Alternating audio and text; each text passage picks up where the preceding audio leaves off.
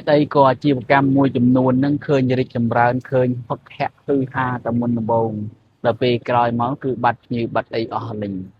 hàng môi chùm nuôn nâng có đạ máu cứ bạc xa kha hợp khẹ xa kha môi xa kha pi xa kha bay và tọp máu cứ ở xa kha lình xa kha là bay một đòn mùi hay hàng khác có nhiều bàn ta tràn mà tầm bông cố bật nhiều từ bình một đòn một tịch dân cái này nâng nhom lược chúng bay gần mà chiều màu này gì tự tôn tình năng cả bạch nhiều bong ồn chỉ tu tới bờ sân cho dương ọt để xa ban nơi quân phiệp tê ọt để xa ban ô thua ta lấy mà hốp à hàng bờ sân cho dương lục mình vốn nộp về đại trái dương bật thôi quân phiệp rưỡi của dương bạch bong quân phiệp rưỡi của dương prao bật khóc thiệt đào dương trong gì thạc kêu đôi chỉ sạch đôi chỉ ấy để on quân phiệp để miên khẩn đấy chấm du tới cứ bắt nhiều ai này anh nâng ọt từ bờ tu nè nàng thì anh nâng cứ dư ông pi ca để xa quân phiệp rồi bỏ dương tại dương bắt bong quân phiệp ấy anh nâng cứ tơ ai trong giờ thật lẹ tắc đáy cứ lẹ nhiều cái này nâng bờ lang tắc đáy đã xa tắc đáy bán cứ đã xa nhiều bán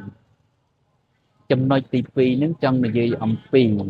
ca phục vụ về trên tì xa bằng bồn ca phục vụ về trên tì xa cứ sầm khăn dương muốn đồng bốn bao pro mình xây miền kia trái nữa là về du tới kia khơi như rồi bán nhận đi khơi như rồi bán để nó khơi như rồi bán cưng bột bột phải chơi cứ can tay tràn từ cái lấy ô tô hồi người vô dương gì bây giờ chim cam cà phê ai chim cam cà phê muốn đồng bốn cứ khơi bao tích tì brand tích tì đọc về khơi chim cam cà phê đá cứ mình em cứ phơi tam kia cứ copy tam kia lâu đã sắp bay ta cả lại chu tiêu nhóm nó mà rồi mai pi rồi mai muối hang cà phê mùi đồng phê chẳng những muốn đồng bốn nơi tại dưới cứ ăn phanh hàng thế nào đặc biệt vào top nó miền kỳ miền đại đái tại dương tục một bán cứ dương trời rồi thì tôi tới carosi khác cứ cùng một cút về trên tầm lầy từ hồi đó bật thôi tầm lấy hả lẹ quần thiệt đâm bay trong bàn ở tại bị chuồn đâm bay cầm ỏi mặt ở tại chuồn đâm bay cụt bị chơi ga xuân chân cứ ọt ọt thì đặc biệt là dân bắt quân phiệp dân như tầm mai vậy thì tại quân phiệp on thì cái từ rô quân phiệp này là ỏi đầm lay thì tôi tới dân ở xa đầm lay ở ban nơi trong đá rưỡi còn lại đầm lay của bán bên đây quân phiệp của dân trời nơi rục phiệp đá rưỡi có quân phiệp của dân trời đầm lay quân phiệp và lật tập thò tới đầm lay quân phiệp mà hộp rồi dân bởi sinh dịch nông vi say mà hộp chốc vì cái quân phiệp cà phê dân tới đại tầm lang quân phiệp tầm bay ấy tầm bay tục nhiều rồi bao dân cũng ai rồi thì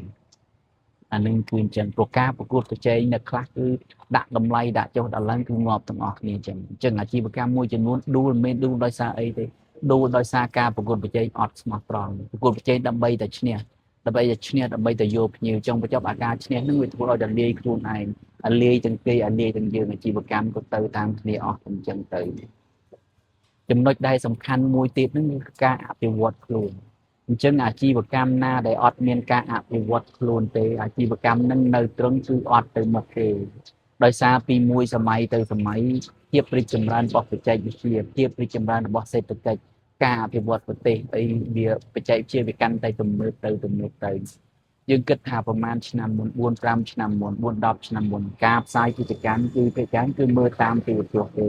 គេឃើញផ្សាយពាណិជ្ជកម្មផលិតផលមួយតាមទូរទស្សន៍ប៉ុន្តែឥឡូវគេលែងមើលទូរទស្សន៍ទៀតហើយគេមើលតែ smartphone អញ្ចឹងអាជីវកម្មការផ្សាយពាណិជ្ជកម្មគឺនៅតែនឹងភ្នែកហ្នឹងឯងគេទាញតែទូរស័ព្ទមកគឺនៅលើ smartphone ស្ដាច់ social media រឿងដែលសំខាន់ជាងគេគឺប្រព័ន្ធផ្សព្វផ្សាយឥឡូវគឺងាប់រស់លើ social media អញ្ចឹងអញ្ចឹងបើសិនជាបងប្អូនអត់ចេះប្រម៉ូទអាជីវកម្មអញ្ចឹងទេការប្រម៉ូទអាជីវកម្មគឺមានពីរគេហៅថា personal branding personal branding នេះយើងប្រម៉ូតម្ចាស់ហាង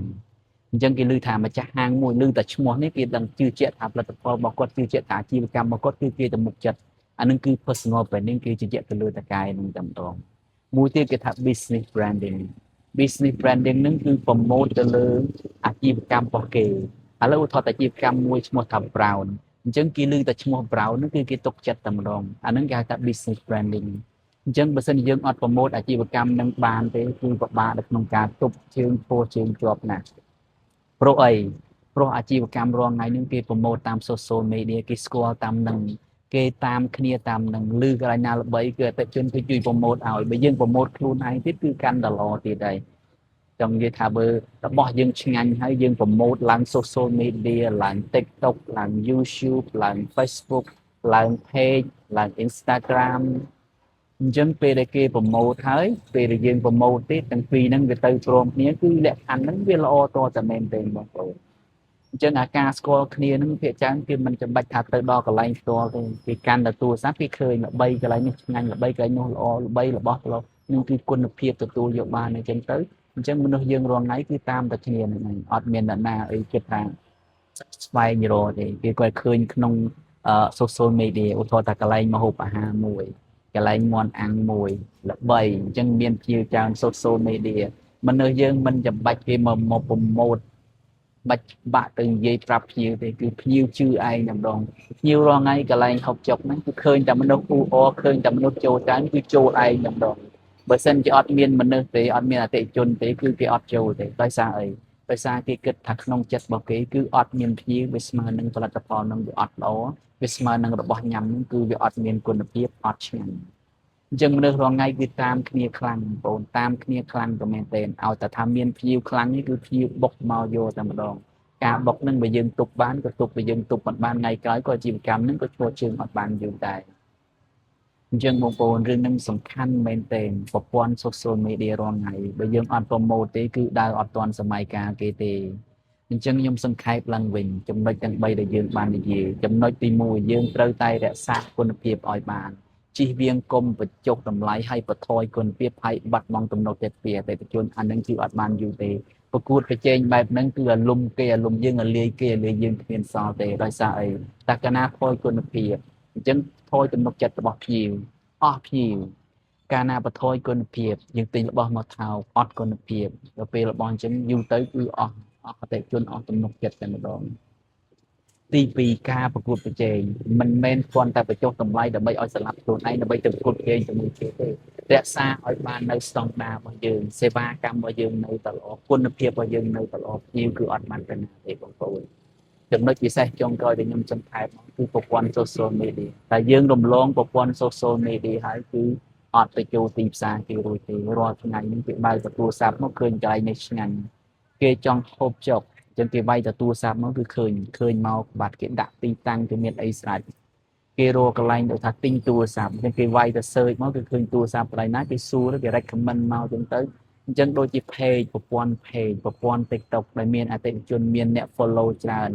មាន fan ច្រើនមានគេ comment ល្អច្រើនអញ្ចឹងយើងមាន fan ច្រើន fan ហ្នឹងហើយគឺជាអ្នកដែលផ្សាយពាណិជ្ជកម្មយើងពីមាត់មួយទៅមាត់មួយតពីមាត់មួយទៅមាត់មួយអញ្ចឹងគេថា power of socialization គឺខ្លាំងមែនទែនប្រព័ន្ធទំនាក់ទំនងសង្គមប្រព័ន្ធទំនាក់ទំនងមនុស្សនិងមនុស្សអានឹងវាជួយឲ្យអាជីវកម្មរបស់យើងរីកពីមួយថ្ងៃទៅមួយថ្ងៃមួយថ្ងៃទៅមួយថ្ងៃកាន់តែខ្លាំងទៅខ្លាំងទៅបាទអរគុណច្រើនបាទ